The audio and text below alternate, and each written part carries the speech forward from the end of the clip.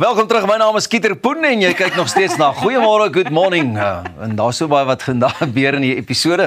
Ons vier natuurlik Nasionale Park Week. Sonet Viljoen Lou gesels saam met Arnold en Nadine kom kuier saam met Elsa Kapelsa. Regstelling Elsabie. Elsabie en Roxanne. Dankie. Goed. Nou maar luister julle op 'n ernstige noot. Wat sou julle sê is die stad met die hoogste misdaadsyfer in Suid-Afrika? Ek sal sê Kaapstad. Ek het ook so Natuurlik as gevolg van die bendegeweld wat daar regtig amper soos 'n pandemie is. Dit is erg. So I would go with Cape Town. Ek sou gesê het Johannesburg, Durban, Jy mag net een kies. o net een. Watter stad? Ja. Johannesburg, oh Johannesburg. Kyk goed.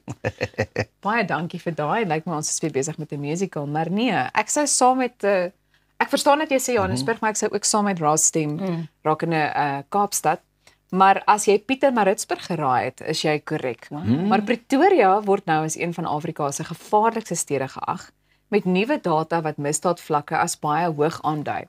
Nou volgens Numbeo se 2025 misdaadindeks het die hoofstad meer as 80 uit 100 behaal, wat die stad bo Johannesburg en Durban en tweede na Pietermaritzburg plaas. Nou geweldsmisdaad, motorkapings en rooftogte, veral in Pretoria Sentraal en Mamelodi, het grootliks tot Pretoria se misdaadsyfer bygedra. Inwoners meld ook daaglikse vrees vir diefstal, inbrake en onveilige openbare ruimtes, sowel as wantroue teenoor die polisie, wat ek dink ons al telke male hier bespreek het. Nou hierdie kombinasie van werklike misdaad en openbare vrees versterk Pretoria se status as een van Afrika se gevaarlikste stede om in te woon. En ek dink dit is kommerwekkend, as ek maar weer daai woord mag gebruik. Ek is baie verbaas deur Pietermaritzburg. Baie. Ja. Ek het nie gedink nie, Pietermaritzburg daar in Natal.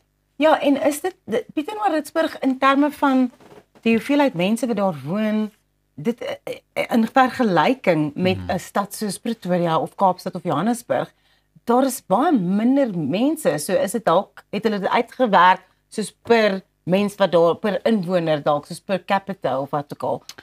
Dis 'n baie goeie vraag. Ek dink ons met die persoon wat hierdie steekproef bestuur het, ja, moet 'n mens in die hande probeer kry en vra, maar ek hoor wat jy sê, want ek bedoel, wanneer 'n mens kyk na die hoeveelheid mense in spesifieke stede, dan kan dit amper nie, of wil dit amper voorkom asof dit nie kan sin maak nie, maar ja, dit is skokkend en ek dink dit beklemtoon die algehele en algemene probleem wat ons in Suid-Afrika het. Ek dink nogal, ek het gedink Johannesburg ook, omdat hulle altyd verwys nou vervalle die binne middestad byvoorbeeld geraak het, en dan daai omdat dit vervalle is, dan wil jy dit ook altyd assosieer met crime, met misdaad, met al die slegte goeders wat daarmee saamgaan. Pieter, jy is nou uit Pretoria, oorsee, en nou weer terug Pretoria toe. Voel jy veilig in Pretoria oor die algemeen? Ek dink dit is ook moeilik om in sekere dele van die stad, middestad voel ek onveilig, maar dit voel ek al vir lang jare al onveilig. Maar sekere areas, ek dink ook seker maar van jou areas wat hekke en goeders het, die estates en so aan, daar voel ou al 'n bietjie meer veilig, maar om in die strate te loop en goeders dan, dis ongemaklik om die hele tyd oor jou skouer te wil loer, want dit gaan oor die wantrou, jy weet as iets gebeur, niemand gaan help nie, of die hulp gaan eers later opdaag, en ek dink dit dra baie by tot die feit dat jy, soos jy gesê het, mense onveilig voel. Ja. Do you feel that the gating of communities and the kind of estate living and die hoë mure en die heininge en so, do you think that is, first of all, is it a deterrent, or is it, oh, they've got high walls and they've got these hectic fences, there must be something behind these walls and behind these fences for me as a criminal to go and steal, because what are they hiding away from us? Or trying to protect, not even hiding, it's your own stuff.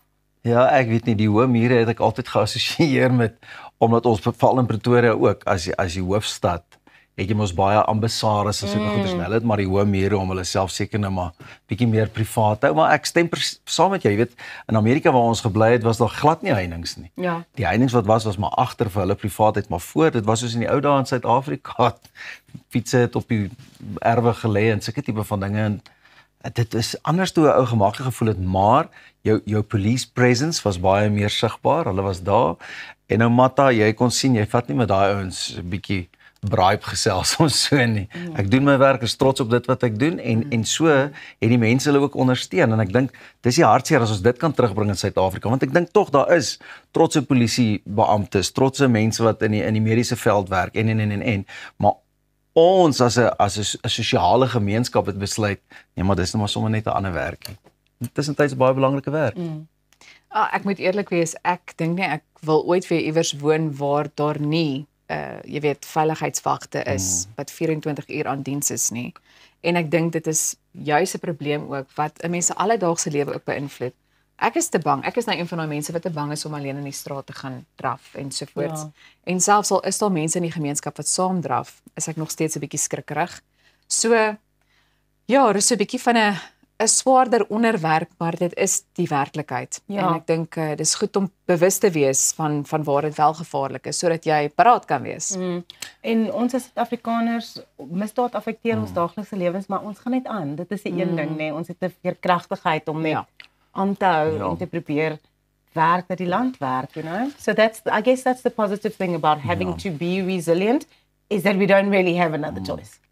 Maar ek dink net hoe lekker gaan hierdie land blom as alles net weer loop soos wat dit moet loop. Maar nou ja, van 'n somber noot bly ingeskakel want ons gesels net hierna met die hoof van kommunikasie vir die Kruger Nasionale Park, JP Lou. En moenie worry nie, dit gaan nie 'n wilde geselsie wees nie, dit gaan 'n baie lekker geselsie wees. Bly ingeskakel saam met ons net hier op Goeiemôre, Good Morning.